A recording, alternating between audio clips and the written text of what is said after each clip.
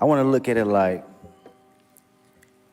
it's just a continuum of who I am, really. I've always stayed to myself, always been in my own bubble, whether it's with the fam or whether it's training. 36 hours, 3 tracks, 1 target. Kendrick Lamar just detonated a sonic bomb, and Drake's carefully constructed world is now a smoking crater. But this wasn't just a diss track. It was a surgical strike, a calculated dismantling, and the fallout is about to change everything. Drake, in his recent Family Matters, tried to rewrite the narrative, attempting to diminish Kendrick Lamar's standing as a West Coast titan. He strategically name-dropped artists like Chris Brown and YG, framing them as the true embodiments of the region's raw, authentic spirit. It was a calculated move, designed to paint Kendrick as an outsider, someone disconnected from the streets that birthed his lyrical prowess. Drake essentially argued, "You talk the talk, but you don't walk the walk." He was betting that by highlighting these figures, deeply rooted in the West Coast's modern sound, he could chip away at Kendrick's credibility. He aimed to create a perception that Kendrick was merely a wordsmith, while others lived the very stories they rapped about.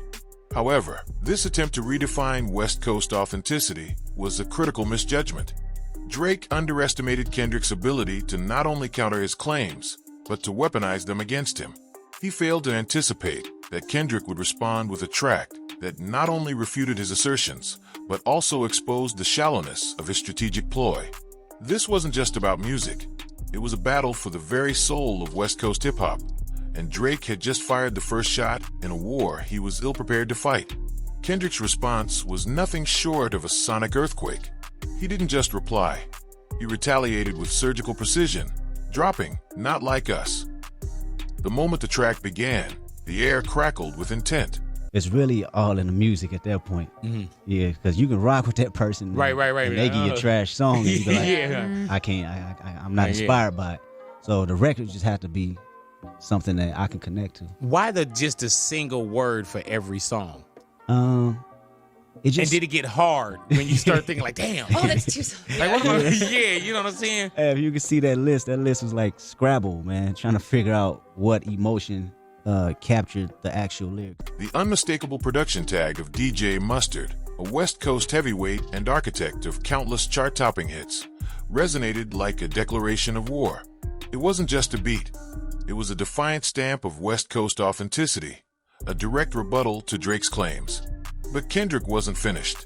He masterfully channeled the vibrant, bouncy flow synonymous with Bay Area legends like E40, a style that pulses with the very lifeblood of Northern California streets. This wasn't just a musical choice. It was a strategic maneuver, a calculated strike against Drake's carefully constructed narrative.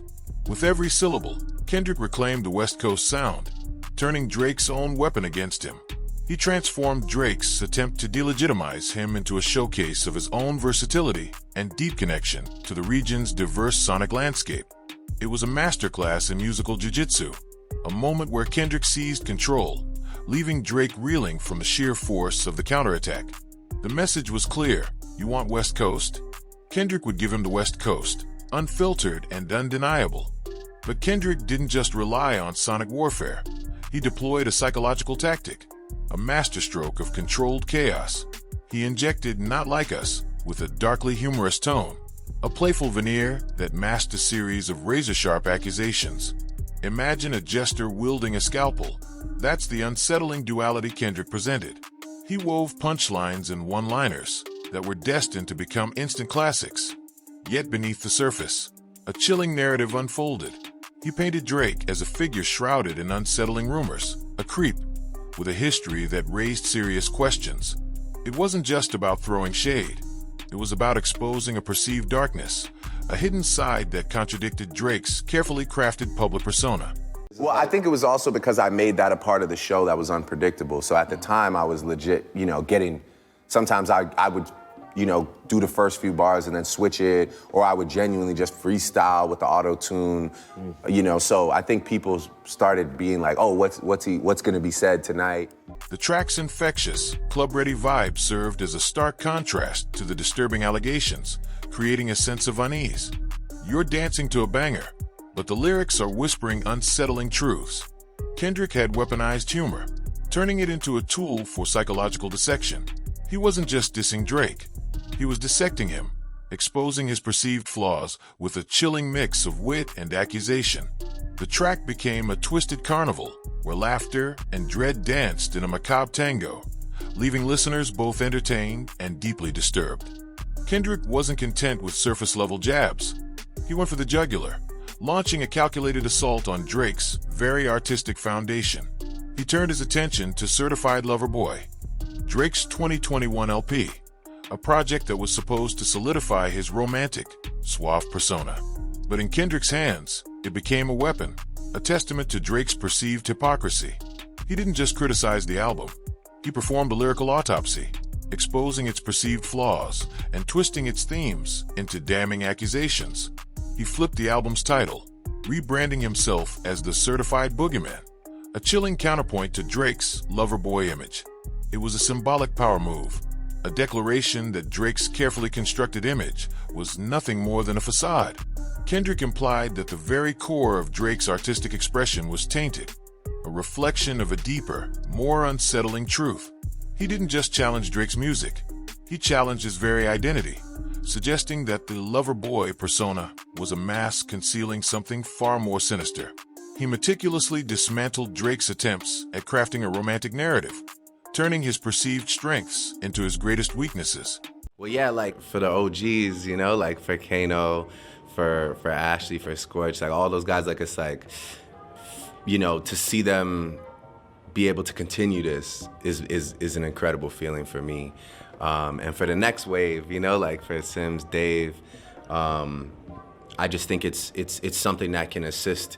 I mean, obviously Dave is on the moon already, but you know, but these are the type of things that really get to put on display how talented people are. The album, once a symbol of Drake's supposed charm, became a haunting reminder of his perceived deception, a testament to Kendrick's ability to turn his rival's own art against him. Kendrick crafted a visual narrative, a chilling tableau that would sear itself into the collective consciousness. The song's artwork wasn't just a simple image, it was a psychological weapon. It featured Drake's sprawling mansion, known as the Embassy. But this wasn't a celebration of wealth, it was a scene of chilling accusation. 13 tags, like spectral markings, defaced the building, alluding to a dark, unspoken list, a catalog of alleged transgressions. This wasn't just a house, it was a symbol of perceived corruption, a visual representation of the unsettling narrative Kendrick was weaving. Yet, even amidst this unsettling imagery, the track remained a pulsating, club-ready anthem. It was a calculated paradox, a masterclass in sonic manipulation. You're dancing to a beat that compels you to move, but the visual and lyrical content is whispering dark secrets, creating a dissonance that's both captivating and disturbing. Kendrick had mastered the art of duality, blending the infectious energy of a club banger with the chilling undertones of a psychological thriller.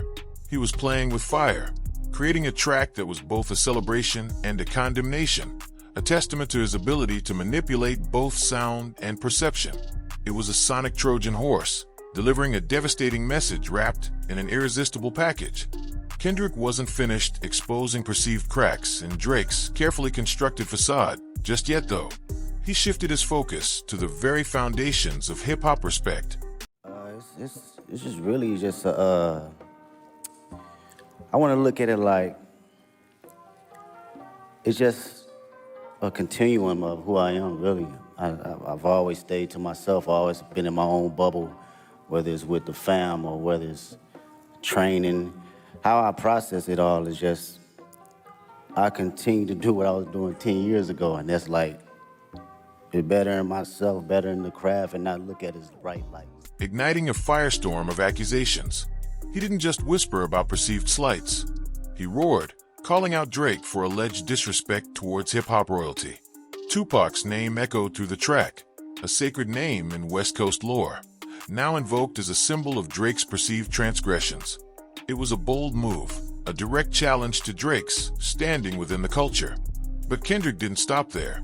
He turned his attention to Drake's alleged betrayals of those closest to him, specifically highlighting his relationship with Lil Wayne.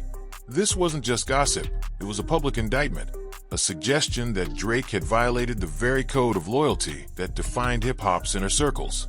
Kendrick painted a picture of a man who had crossed lines, who had sacrificed respect for ambition, a man who had turned his back on those who had helped him rise. It was a brutal assessment, a stripping away of Drake's carefully cultivated image of a loyal friend and collaborator. This wasn't just about music. It was about the very soul of hip-hop, about the principles of respect and loyalty that Kendrick believed Drake had violated. He was throwing down the gauntlet, challenging Drake to defend his actions, to explain his perceived betrayals to the very culture that had embraced him. But Kendrick saved the most devastating blow for last, a lyrical detonation that shook the very foundations of Drake's perceived empire. He didn't just accuse Drake of cultural appropriation. He branded him a colonizer, a term loaded with historical weight and contemporary relevance. This wasn't just a casual insult. It was a calculated accusation, a suggestion that Drake had systematically exploited the sounds and talents of Atlanta's vibrant hip-hop scene. Well, I think less than the dollar value, it's just more about the idea of growth and business mindset too. You know, 25 million at the time seemed crazy to me, but when you start becoming a headlining touring act and, you know, brands want to get involved with you and you can go do private events and whatnot, it's, you know, you're capable of making it. And Kendrick argued that Drake had built his career on the backs of Atlanta's artists, profiting from their creativity while offering little in return. He painted a picture of a man who had cherry-picked the best elements of a culture, repackaged them for his own gain, and then discarded the very people who had inspired him. This wasn't just about music. It was about power, about the dynamics of cultural exchange, about the insidious ways in which dominant forces can exploit marginalized communities. Kendrick was accusing Drake of a modern-day form of cultural imperialism, of using his platform to siphon the lifeblood of a thriving scene without acknowledging its true architects. He wasn't just challenging Drake's music. He was challenging his very ethics, his fundamental understanding of artistic integrity. He was exposing what he perceived as a pattern of exploitation, a calculated strategy to profit from the creativity of others. This accusation wasn't just a lyrical jab. It was a cultural indictment, a declaration that Drake's perceived success was built on a foundation of borrowed brilliance and unacknowledged contributions. It was a mic drop moment, a final, devastating blow that left Drake's reputation hanging in the balance. With Not Like Us, Kendrick Lamar didn't just drop a diss track. He unleashed a cultural reckoning. He systematically dismantled Drake's carefully constructed image, exposing perceived flaws and challenging his very artistic integrity. This wasn't just a battle for hip-hop supremacy. It was a battle for the soul of the culture itself. Kendrick's accusations, from alleged disrespect towards legends to the devastating colonizer label, have ignited a firestorm of debate. yeah, like, I just, it's a shame if you don't notice the shift in energy around you. I mean, you can't be oblivious to what's going on around you. And I just like kind of woke up one day like, yo, this is my time. This is my, this is my thing. I run this, you know, like nobody can really talk to me. I'm good at what I do. Forcing listeners to question the very nature of success and authenticity in the music industry. The question now hangs heavy in the air. Can Drake recover from this onslaught? Will artists continue to collaborate with him? Or has Kendrick effectively isolated him, turning his perceived allies into potential adversaries? More than just a musical exchange. This feud has become a mirror reflecting the complex power dynamics within hip-hop, forcing us to confront uncomfortable truths about cultural appropriation, artistic integrity, and the price of fame. The echoes of Not Like Us will reverberate through the industry for years to come, and the final chapter of this saga is far from written. One thing is certain: the landscape of hip-hop has been irrevocably altered, and the question remains, in the wake of this sonic earthquake, who will emerge from the rubble?